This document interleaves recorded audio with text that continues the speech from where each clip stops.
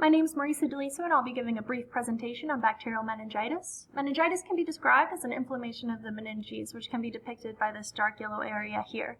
The meninges are a protective covering of the brain and spinal cord. This inflammation may be caused by pathogens within cerebrospinal fluid, which is a fluid surrounding the brain and spinal cord. These pathogens may either be bacterial, viral, fungal, parasitic, or amoebic, and depending on the type of meningitis, can either resolve itself quickly or be deadly within hours. Bacterial meningitis is considered the most severe, as death can occur within 24 hours and will be the type of meningitis I'll be focusing on in this presentation.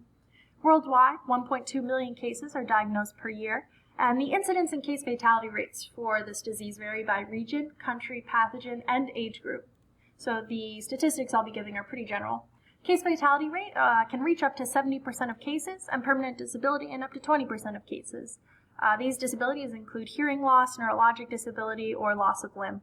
Overview on the 4 types of bacteria that most often cause bacterial meningitis.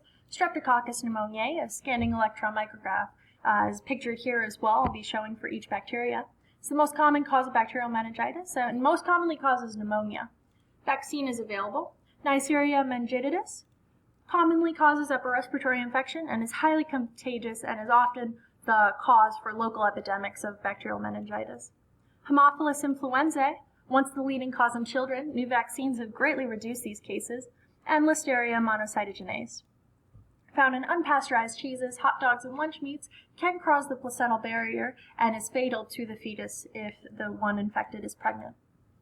2 types of transmission: indirectly, most often with Listerias through contaminated foods, and direct transmission, person to person, exchanging of respiratory and throat secretions during close or lengthy contact. So we're talking about coughing, kissing, sharing food or drink items, not spread by casual contact. So simply breathing the air where a person with bacterial meningitis has been will not cause you to be infected.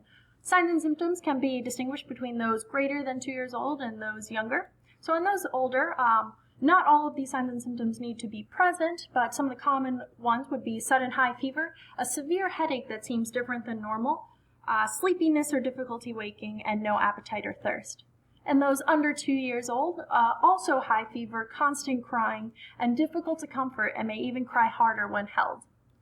Diagnosis is performed least invasively, first through blood cultures to see if there's bacteria within the blood, imaging through MRI and CT to see if there's swelling within the brain.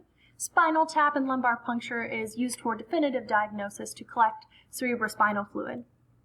Within the cerebrospinal fluid, you'll find low glucose, high white blood cell count, most likely neutrophils because of the bacteria present, high protein, and of course the bacteria that is causing this disease. Here we can see a normal CSF collection, and here CSF that has bacterial meningitis.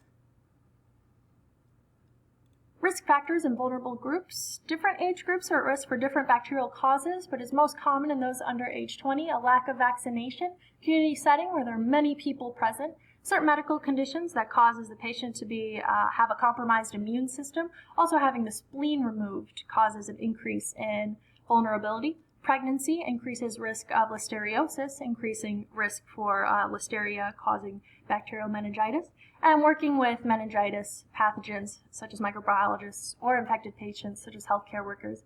Travel to sub-Saharan Africa or Mecca during the annual Hajj and Umrah pilgrimage also increases risk factors.